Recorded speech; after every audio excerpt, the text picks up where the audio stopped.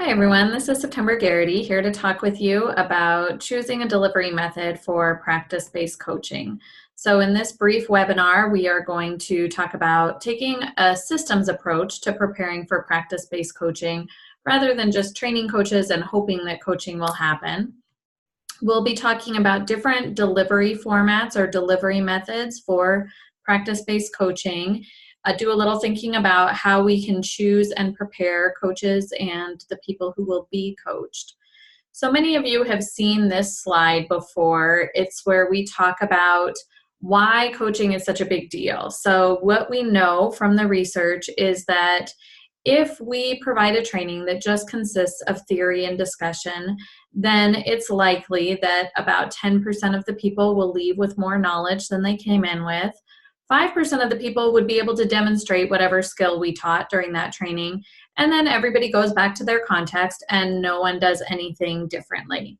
And I'm sure that your experience probably backs this up as well. Many of us have been to trainings and then gone right back to work and nothing changed. This is actually true even if we add on to that theory and discussion and we provide an opportunity for people to see a demonstration. So I show you how to do it, or we watch a video, or some people come to the front of the room and do a role play. And in that case, we might expect that 30% of the people would increase their knowledge, 20% of the people would be able to demonstrate their skill, and then everybody goes back to work and nothing changes. If we add to that theory and discussion and demonstration an opportunity for people to practice and get feedback on their implementation of the skill, then that gets us up over half for both knowledge and skill demonstration. And we have what I call the rockstar 5% who will actually go back to work and do something differently. But if we're talking about 5 out of 100 people, or 1 out of every 20 people that we send to training, we're spending a lot of money on training without a whole lot of impact in terms of what happens in context. This slide also explains why it doesn't make sense for us to get mad at people when we send them to a training and then they come back and they do everything the same way. And we're like, I know she knows better. I know he knows what to do. Why are they not doing it? Well, this slide is the answer to why. It's because nobody does, or very few people do, change their behavior as a result of training alone. What the research tells us is that if we add to the theory and discussion, demonstration, and practice with feedback, some coaching in context, all of a sudden we have an opportunity to really change practice. So what the meta-analysis tells us is that coaching can get us up to 95% of the people having more knowledge, 95% of the people being able to demonstrate the skill, and 95% of the people actually doing something different when they go back to their context. However, what we see in real life is very often not 95, 95, 95. And there's a reason for that. And I think the reason is that in the context of research projects, we have a particular coaching model that is implemented with fidelity. And so this slide talks about research that looked at a variety of coaching models. It wasn't one specific model, but each of those research projects that were examined as part of this meta-analysis had a coaching model that was implemented with fidelity. And what has happened in real life is that people have looked at this research and said, oh, we need to have coaches, but they haven't given their coaches a model to use, and or they haven't put in place the systems that are required to implement that model successfully. And there's been no real follow-up in terms of fidelity of the model. So that's what we're going to be talking about a little bit here, trying to be realistic about what we can accomplish through coaching and how that might look in your programs. We actually started work with practice-based coaching by training a whole bunch of coaches. Hundreds or thousands of coaches were trained. And then we said, go coach. And very often those coaches were not able to coach because there weren't systems surrounding coaching that allowed those coaches to be successful. Or those coaches were able to coach and things were great and people made progress, but then as soon as funding changed, the coaching program completely fell apart. And so in order to have both a successful and a sustained coaching program, We need to have some planning that happens, even before we train coaches, but certainly before we send people out to do coaching. There needs to be systematic implementation, and we need to be following up to make sure that we're doing what we said we would do when it came to coaching, to look at issues or problems that we've run into and do some troubleshooting with that so that we can continue to improve the quality of our coaching program, and so that we know that coaching happens. Because very often people say, oh, we tried coaching, it didn't work, when in fact there was no model, or if there was a model, it wasn't able to be implemented for a variety of systems reasons. And so coaching didn't actually happen. And so we don't know if coaching worked or not. So in order to have that ongoing evaluation, we have to have systematic implementation, but without some pre-planning, there's no possible way that we're going to be able to have systematic implementation. So when we think about that, what it takes to sustain quality coaching, we need to think about the preparation. We need to think about who's coaching and who's being coached, as well as who is supervising coaches. And we need to think about the processes that are going to happen over time. And today we're really going to focus on the preparation and personnel pieces of this slide, which we lovingly refer to as the 3 Ps. So for those of you who may be coming from other coaching models, I'm just going to really quickly talk about what I mean when I say practice-based coaching. So practice-based coaching starts with effective teaching practices. We've chosen a set of research-based practices that have been proven to be effective in interacting with children and families. So here we could really take out the word teaching and we could substitute any set of effective practices. But this is the target, and this is something that differentiates practice-based coaching from many other kinds of coaching. We are really focused on changing behavior and on getting people to implement those effective practices. And so that's why the word practice is actually in the name of this model of coaching. So we start with a focus on effective teaching practices. This is our target. Practice-based coaching takes place in the context of a collaborative partnership. Collaborative means we're sitting down as 2 equals to work together on implementation of those effective teaching practices. This is why it can be very hard for supervisors to be the coach, and why we actively discourage supervisors from being the coach. There are lots of ways that supervisors can support professional development. Hopefully, practice-based coaching isn't one of them. Partnerships is also an interesting word, chosen because we're not starting with a relationship. We're not starting with the assumption that we have to build a relationship before we can do the work. This is a working partnership, meaning we can meet one another, we can set some expectations, we can maybe look at some data, we can talk about needs and start immediately on the coaching cycle. We don't need to spend 3 months or 6 months or a year getting to know each other before we can start working on implementation of practices. And so the relationship certainly gets built, but it gets built in the context of the work. We don't wait until we have a relationship to start the work. And so this is another difference in the way that we're thinking about coaching when we talk about practice-based coaching. Then we talk about the cycle. So the coach and the coachee sit down together. They talk about what the needs are. They talk about what the practice is that the coachee wants to focus on first. They set a goal and they write an action plan. This is a very teeny tiny goal. And the action plan is what's going to happen in the next 2 weeks. About 2 weeks after we set that goal, the coach has an opportunity to observe implementation of the practice. This is what we call focused observation. During this observation, the coach isn't looking at everything that's happening. The coach is only looking at what's happening related to implementation of this practice, what's happening related to this coachee's goal, and what they did to implement their action plan. That's all we're looking for here. Hopefully, within about a day or so of that observation, the coach and the coachee will have an opportunity to sit down together to reflect on implementation of the practice, and the coach has an opportunity to provide some feedback based on what they saw during the focused observation. So we call this the goal setting and action planning, focused observation, reflection, and feedback. We call that one coaching cycle.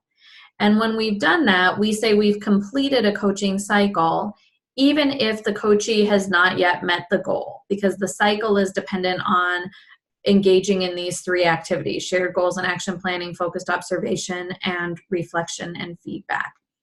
Now, you heard me refer to 2 weeks, and I think this is something that's important for us to consider as you think about coaching format and delivery method, which is that much of the research that was done on coaching occurred using 1 week coaching cycles. And what we have found is that that is completely unrealistic in real life. I'm sure that you're thinking the same thing, right? Oh my goodness, there's no possible way that in our context, teachers are going to be able to set a goal and the coach is going to be able to come back a week later and observe implementation of that goal and then sit down and meet with the teachers. Because what this means is that every single week, teachers would be setting a goal and being observed and also meeting with their coach, again, to reflect and get some feedback and to set their next goal. So when the cycle is only a week, it feels like we're running a sprint, but we're trying to run that sprint all year.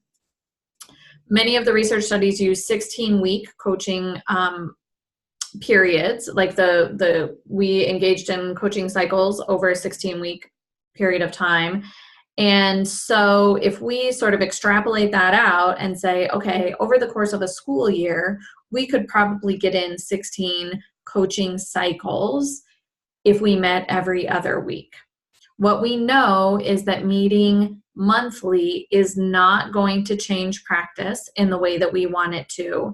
It's very hard to get and keep momentum when we only meet monthly, and it's hard to make any progress when we're only meeting monthly. We lose track of what we're doing. So much happens in between meetings that maybe our action plan now feels irrelevant. There are lots of reasons to really try to stick with a 2-week coaching cycle based both on experience in real life and also based on trying to emulate the dosage and duration that was accomplished during some of the research studies that say that practice-based coaching is effective. And so the reason I'm spending so much time talking about the 2-week coaching cycle is because often people think, well, if I pick a different delivery format for practice-based coaching, it won't take as much time. And I want us to be really realistic that there's a certain amount of time that practice-based coaching takes. And it's going to take that amount of time, whether we're having people coach each other or whether we're doing a coaching group or whether we're having one-on-one coaching. So practice-based coaching is a commitment. But if we think back to the slide that talked about what happens with training, suddenly the commitment may start to seem more worth it, because it feels to me like we have two choices. We can continue to do professional development the way we've always done it and continue to be frustrated that people aren't doing the things that they've been trained to do. People aren't implementing the practices that we're asking them to implement. Or we can make a commitment to change the way that we're doing professional development so that it will be effective and people will change their practices. And that change is hard. It requires time. It requires money. It requires resources that maybe we feel like we don't have. So I'm going to ask you to do a little shifting in terms of how you think about this, because really the choice is not, do we do practice-based coaching or not? The choice is, do we keep doing what we've always been doing and get the same results, or do we go through the discomfort of changing what we do so that we can get better and different results? And so that's what I really want you to think about through the rest of our time together here today. So there are some different ways that we can deliver practice-based coaching. So I'm going to flip back to this previous slide for just a minute. This is the model. So no matter how we deliver it, we're focused on implementation of effective practices. We follow the practice-based coaching cycle in the context of a collaborative partnership. That's practice-based coaching. That's the model. These are all ways that we can deliver that model. So whether we're doing expert coaching or reciprocal peer coaching, whether we're coaching one person or a group of people, whether we're coaching on-site or at a distance, what we're doing is we're focusing on effective teaching practices. We're in the context of a collaborative partnership, setting a goal, conducting a focused observation, and reflecting and providing feedback. So we're going to be talking through each of these delivery methods and groupings for practice-based coaching over the next few minutes. So expert coaching has an expert in the content who also knows how to coach, who works one-on-one or maybe with a teaching team, and supports that practice-based coaching cycle. Now, the expert could be another teacher. It could be someone who's been teaching for a long time or who is the teacher in our demonstration classroom. It doesn't necessarily have to be an outside expert or someone from the admin team or anyone, so in this case, the expert is just one person who's coaching another person. The person who's doing the coaching understands the content of the practices and also how to coach. So if you have practitioners who have widely varying needs, you might want to do this one-on-one or team expert coaching. You've got to have sufficient staffing and funding. And so we need to be able to cover classrooms while the coach is meeting with the practitioner. We've got to be able to pay someone to meet one-on-one or coach with one classroom at a time. We need release time. So when I say cover classrooms, we're thinking about we don't want to have our coaching meetings while children are napping, while children are in the room. We need some time and private space for those coaching meetings to happen. And in some buildings, the meeting space is the trickiest part. Reciprocal peer coaching is different from what you might think of as peer coaching, because often when we think about peer coaching, we think about what I just talked about a minute ago, where it's a mentor coaching a person who is less experienced, right? So we have one teacher who's a mentor teacher and the other teacher who's being coached. In reciprocal peer coaching, we have two peers who are coaching each other. So two people at about the same level of practice who are coaching each other. So if I'm one of those people, I'm going to write a goal, and so is my coaching partner. I'm going to observe my partner will observe me, then we'll sit down and reflect together and give each other feedback on implementation of our goal practices. So we're working on the same set of practices, but we each have our own goal that we're writing. So we want to be at about the same level of skill. What I have found is that it doesn't work very well to have a program where we say, oh, great, we've got co-teachers in every classroom, and so we'll just have the co-teachers coach each other because they're working together all day anyway. And in some classrooms that works fine, but in classrooms where we have a brand new teacher and a teacher who's been in the program for 20 years, it doesn't feel like we're at the same level of skill mastery, and reciprocal peer coaching does not work very well. We want to have people who are interested in working on the same practices. So if one person has one agenda and another person has an entirely different agenda, that's not going to work very well. In reciprocal peer coaching, we use the practice-based coaching cycle just like we do with any other delivery format.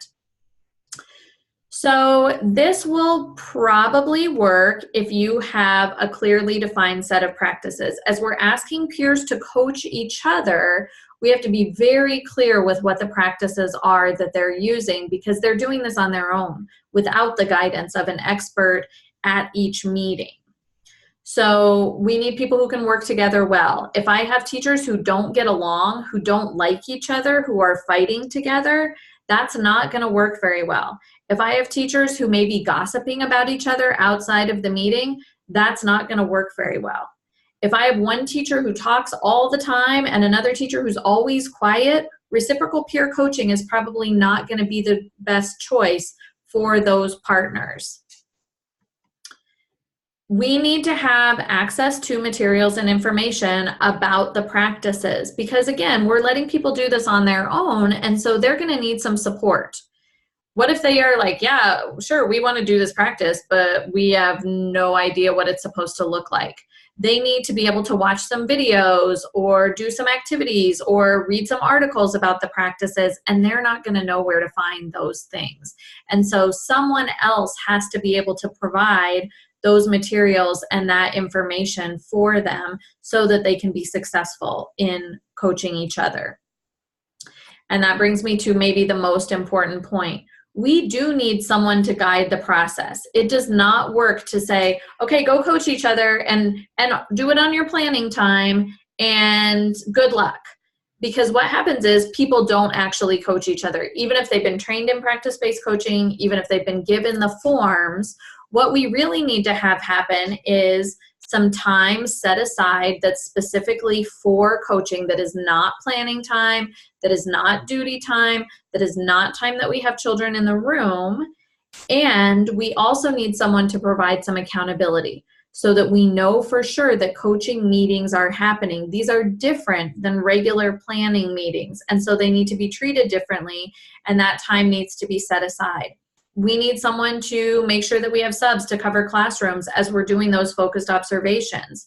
And in this case, we may need double the sub coverage, because what we need is for one teacher to be able to observe their partner and also for the partner to be able to observe the first teacher. And so we actually end up needing coverage for 2 focused observations rather than just one when we're doing reciprocal peer coaching. So it's really important that we have someone to provide accountability, to check in with teachers, to be the person to provide access to the materials and information, to be the person who makes sure that we have release time and everything that we need so that coaching happens, and also to be the person that if we're running into trouble, those people who are coaching each other can turn to. So again, I talked a little bit about release time. We don't need any less release time when we're doing reciprocal peer coaching than when we're doing other forms of coaching. That's true even if people are in the same classroom. Because if I'm supposed to be doing a focused observation on my co-teacher, there still has to be someone who's doing what I usually do during that time of day. Because if I'm doing what I usually do, I'm not actually doing a focused observation. I'm really just in the same room. So one way that we can get around this a little bit is with the use of video, because we can, whether we're in 2 separate classrooms and one person's using video and then giving it to the other peer who's coaching them and vice versa, or if we're in the same classroom and we set up video within the classroom to do the focused observation, that's great, but I still need time to watch the video. And again, where does that time come from? Because I'm already using my planning time for planning. I'm already using whatever time I have in the classroom with children to do those things in the classroom with children. So this is in addition to what I'm already doing, and I think it's important to acknowledge that. We also need a private meeting space. So if we have space in our classroom and there are no children there and no other adults, awesome, that can work. But it's not private meeting space if we have children in the classroom, because really we don't want people talking about children in front of children. And it's not private meeting space if there are other adults walking in and out throughout the meeting. So we want to set aside that time and space. We need someone to be available to those reciprocal peer coaches for support, and also to provide accountability. Because over and over again, I've seen this happen where we say, oh, people can just coach each other, but if nobody follows up and there's no accountability, coaching will not happen. So the next delivery format that we're going to talk about is practice-based coaching in a group. So this is facilitated group meetings. The coach also meets with one teacher between each of those group meetings in an individual basis.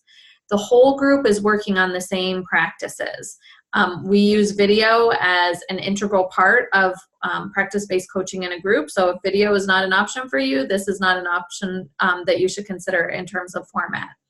And we talk about support from multiple sources. So this is a way that we can combine the support of the group at our group meetings with the individual support of the coach at the individual meeting. So it's a way that we can combine expert, peer, and self-coaching, because we actually ask people to do some individual reflection prior to coming to the group meeting or prior to meeting one-on-one with the coach. And so this can be more cost effective than one-on-one expert coaching.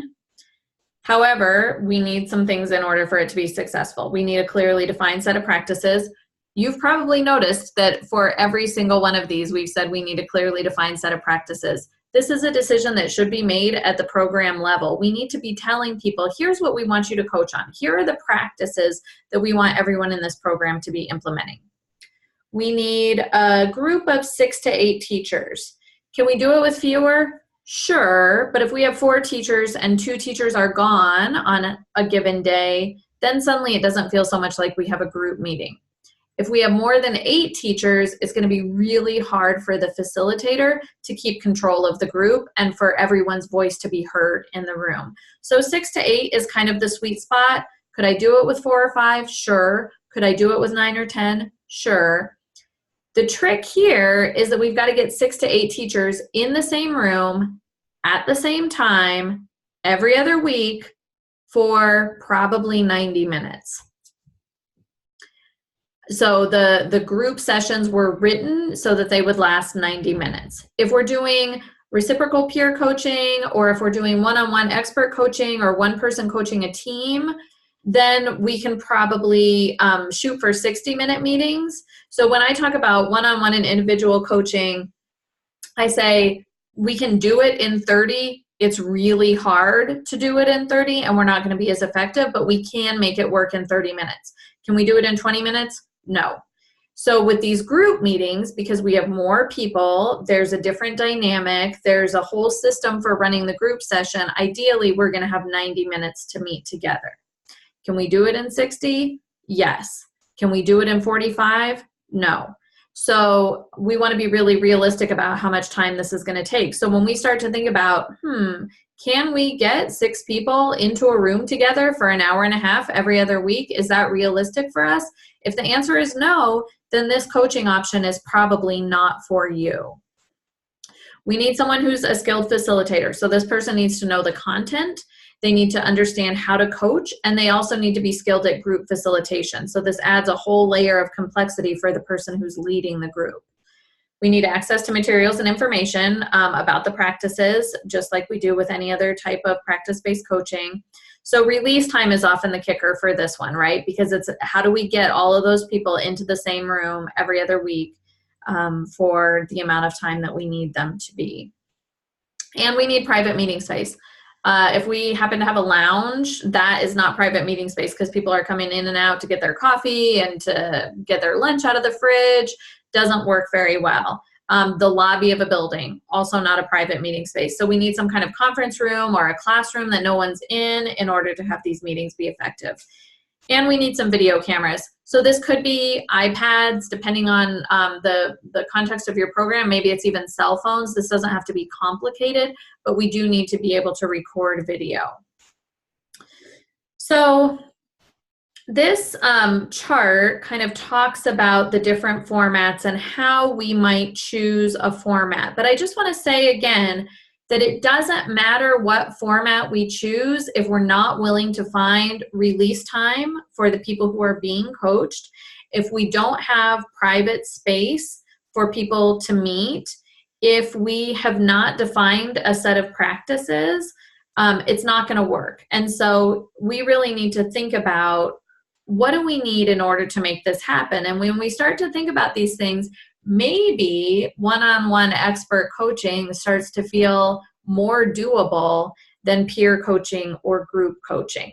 And so it's not that one of these is better than another. It's just that often what happens is people are like, oh man, expert coaching takes so much time and it takes so much money. We don't really have that time or money. So I know we'll do practice-based coaching in a group.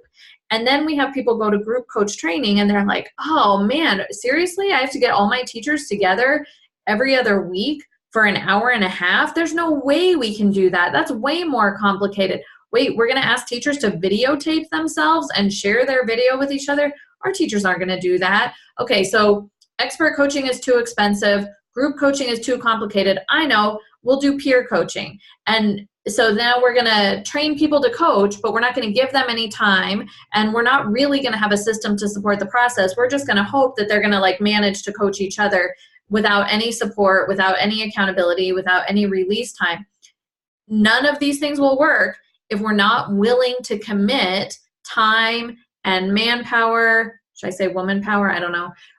Human power, resources. We have to really think about what it takes to have a successful and sustained coaching program. And coaching takes time. Practice change takes time, and that's really what we're talking about. If we don't care about changing people's behavior, then let's just keep on doing what we've always been doing. But if we're frustrated that people's behavior isn't changing, we're going to have to make a commitment of time and resources that may be uncomfortable.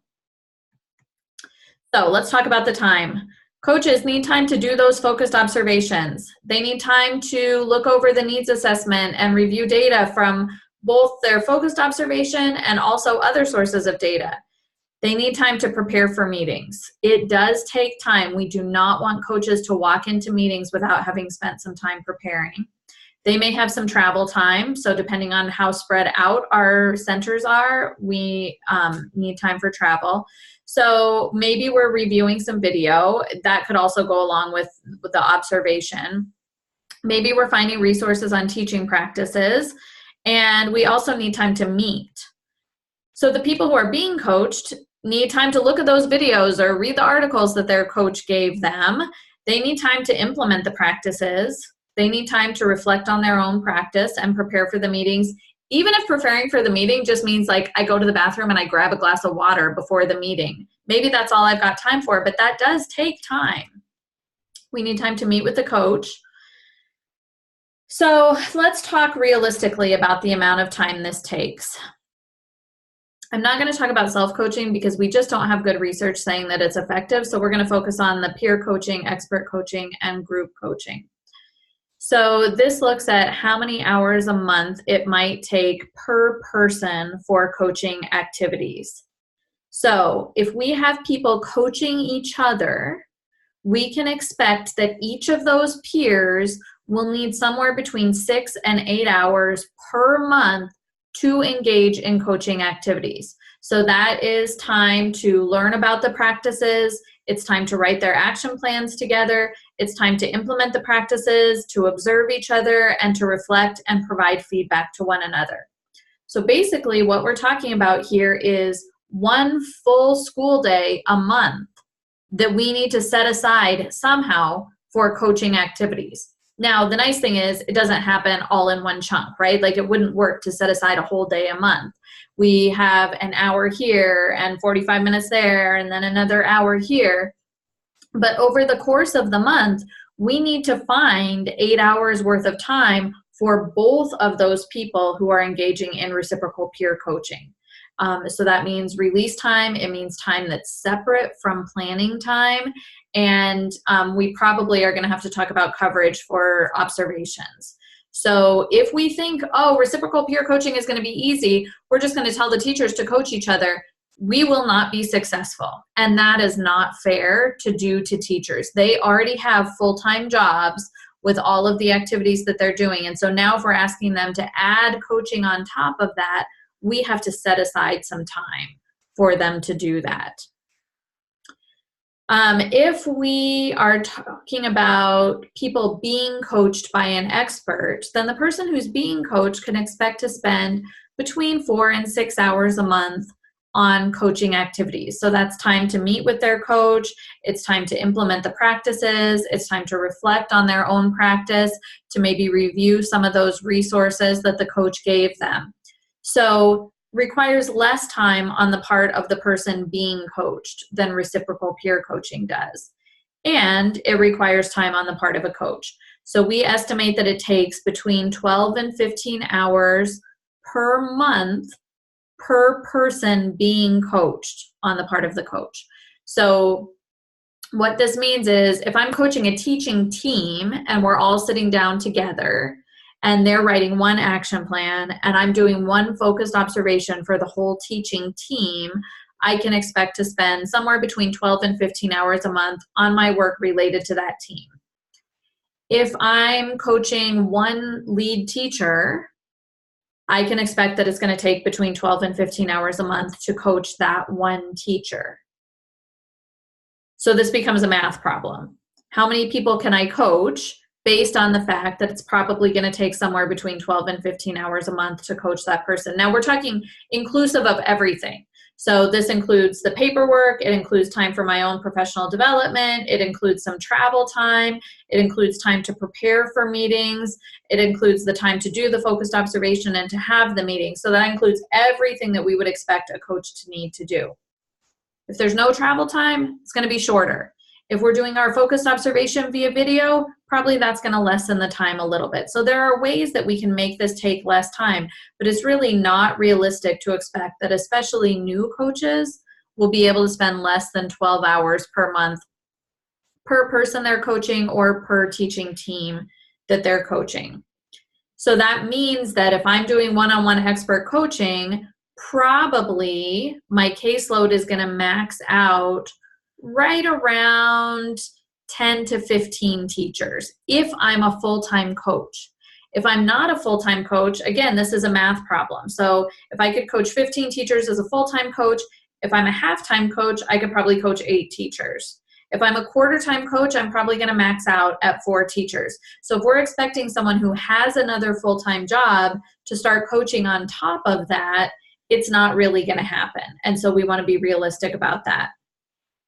So this is why people often look at this chart and go, ooh, group coaching, because in the same amount of time that I could coach one person or one teaching team, I could coach 6 to 8 people, because it also takes about 12 to 15 hours per group that I'm coaching per month. And it takes the people who are being coached about the same amount of time as it takes if we're doing expert coaching.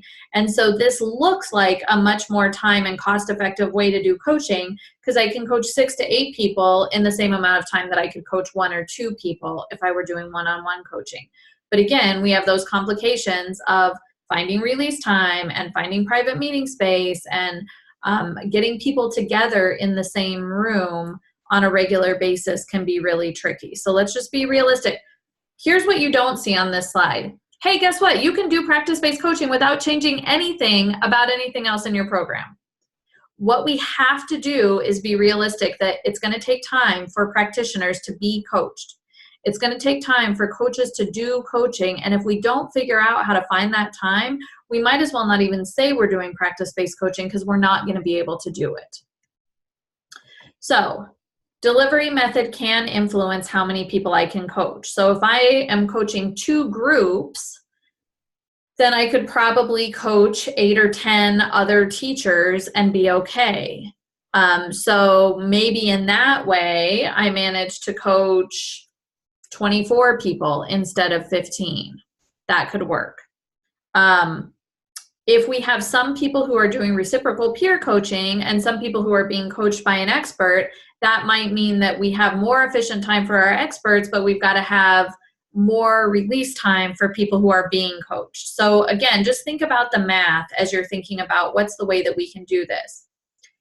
If we're doing all of our focused observation via video, it's much faster for the coach, because teachers are going to film themselves. They're going to pick a short clip that illustrates their implementation of that practice, or maybe some missed opportunities for implementing the practice. The coach doesn't have to travel to do the observation. It doesn't take the same amount of time to watch a short video as it does to do a full-on focused observation, even if some of our in-person observations are pretty short. So video can help make things more efficient for our coach. However, they also make them less efficient for the person who's being coached, who then has to be the person who does the video. So it's a trade-off. If it's easier for the coach, it's probably going to be harder for the teacher. If it's harder for the teacher, it's probably going to be easier for the coach, vice versa. If we have a lot of travel time, our caseloads are going to be significantly reduced unless we're doing all of our coaching via distance. So I remember a program where we had centers that were 3 hours apart. Well, by the time a coach drives there and does a focused observation and meets with the teacher and drives back, they've well exceeded their 8-hour workday. And so that's a case where we really want to think about distance to reduce the amount of the time that the coach is spending. Teacher schedules can also influence what is an appropriate caseload. Because sometimes on paper, the math works like, hey, we have 12 teachers and we have one coach, it'll be perfect. But if all of those teachers can only meet on Fridays, all of a sudden our possible caseload is greatly reduced because the coach only has so much time every Friday. So even if the rest of their week is free, if the only time they can meet with teachers is Friday, their caseload is going to have to be smaller. And if we have people who are not just coaching, we need to adjust caseloads accordingly. So if I have someone who only has 4 hours a week to devote to coaching activities, that person is only going to be able to coach one, maybe two people. And so we really want to think about, given all of the other things that somebody's doing, how much time do they actually have for coaching? So when we think about who can coach, we want people who have experience with young children, who are familiar with the curriculum, who know and understand adult learning principles. Hopefully they have experience with the policies, procedures, and culture of a program. So these are all things we can think about. Which of these are easier to train people on or get people up to speed on? You may decide that not all of these are make or break. You know, maybe some of these we're going to do some professional development for our coach, even if they don't come in knowing these things. But certainly these are some things that we want to think about. We want to train them on how to do coaching. We want to train them on adult learning. They may need some training on the teaching practices that we're hoping that they're going to support the implementation of. And they need to be trained in whatever paperwork or administrative tasks we want them to do. So this is all outside of the actual coaching that people are doing. And it certainly takes time. We also know that coaches who have a community are much more successful. So we want a place where coaches can share ideas and resources and really do some problem solving with other coaches. It's great also if you can provide an opportunity for someone to coach the coach. And so as we think about ongoing coach training and professional development, coaching of the coach, preferably using the same coaching model, is a really important thing to think about. When we think about who can be coached, all of the things that I've talked about so far lead us to the conclusion that maybe we can't coach everybody. It's possible that not everyone gets coaching all the time. That's just the fiscal and operational reality of early childhood. We might want to think about coaching people who want to be coached. So let's start with who's interested in having a coach. Let's give those people a coach. Let's maybe coach some people who are in need of support. Maybe that's our first year teachers. Or maybe it's not. You know, I always say first year teachers are learning where the fire extinguisher is. They're learning how to clock in. They're learning names of families in the program. Maybe they're not ready for coaching yet, but maybe we coach our second year teachers because they're in a place where they're really needing support and they have their feet under them enough that they can receive coaching. Maybe we coach people who have some really challenging children in their class. And so if someone is really complaining to us about challenging behaviors, or if they're saying, you know, I don't understand why my children are scoring this low on this particular assessment, that's an opportunity to say, hey, let's get a coach in there who can help you figure this out. And so we can frame coaching around the needs of the children, even though what we're actually coaching on is what is the teacher doing to support those children and their needs. So that was a lot of information that I just threw at you in a short period of time. Really want you to think about who it makes sense to have as a coach in your program. Does it make sense to have everyone do one type of coaching, or do we want to think about different delivery methods? Maybe some people are doing reciprocal peer coaching, and maybe we have one coaching group, and maybe we have a couple of people who are getting one-on-one expert coaching. So we can certainly combine these things. Maybe we're doing some in-person coaching and some distance coaching based on our needs and our resources. We want to think about the time. And I really don't want you to start coaching until you've figured out this time puzzle. Maybe it means that we need to hire some floating subs who are available to cover coaching meetings. And probably some of you are like, yeah, right, if it were that easy, we would be able to cover classrooms every day. I get it. I understand that we have a problem with coverage, we have a problem with turnover, we have a problem with people leaving the profession at faster rates than they're entering it. I understand. And I also know that one way we can reduce turnover is by providing really high quality professional development, which means we're going to need to find some time. One way to make people quit is to ask them to do more stuff in their planning time that's already too short, or ask them to add on to their day without giving them any kind of compensation or flex time. So really think about this issue of time and think about what resources do we need. Do we need to write a grant to have a coach? Do we need to move around professional development dollars toward coaching and away from as much training as we're doing? We can't replace all training with coaching. We need to do both. But let's really think about what's the best use of our time? What's the best use of our money? What's the best use of our staffing if what we want is for people to implement practices? So I hope this has been helpful for you. Feel free to let me know if you have questions or comments. You're certainly welcome to click the button to chat with me about whatever your needs are in terms of planning for coaching and ongoing professional development of coaches. Thanks so much, and I will see you sometime. Thanks. Bye.